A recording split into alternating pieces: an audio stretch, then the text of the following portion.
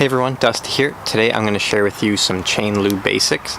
I'm going to explain the difference between a dry lube and a wet lube, and also explain how you should go about lubing your chain and all of that. So if you're a triathlete and you haven't been lubing your chain, or you rarely do, or you just don't know what to do, hopefully this video will help you out a little bit.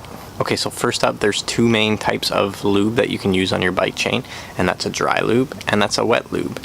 So let's start out with a dry lube. This is my favorite one that I like to use. And essentially a dry lube does exactly what it says. It's going to be good in dry conditions. It's going to be really good at repelling dirt and dust. So if you're riding in hot, dry conditions, like where I live during the summer, it's a perfect lube for you. Now it is a little bit of a lighter lube than a wet lube, so you will have to reapply it more often. I would say I reapply mine every 1 to 2 weeks. But as long as you're doing it, I would say at least every 2 weeks. That's going to be better than what most people do. Another thing about dry lube is if you have dry lube on and you go ride in wet conditions, then more than likely you should re-lube after you get back home, because the wet weather will have washed off all your dry lube. And then on the flip side, we have wet lube.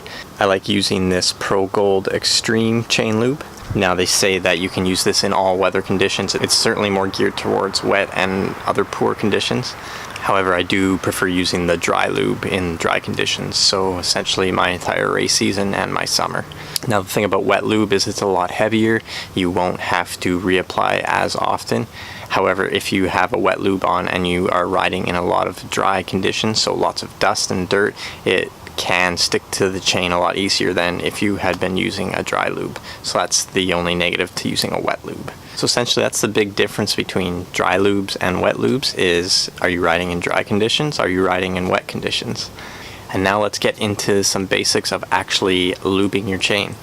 So first up, you'll want to grab a rag and some degreaser and make sure that your chain and drivetrain is clean before applying the lube. Once everything is dried, you can grab your lube and start applying it to your chain. And you can just pedal backwards and do 1 or 2 passes to fully coat your chain. And remember, this is the part of the chain that you want to have lubricated. Once your chain is fully lubed, wipe off any excess with another clean rag and you should be good to go. And that's it. That's the chain lube basics. Hope that helps you out a little bit.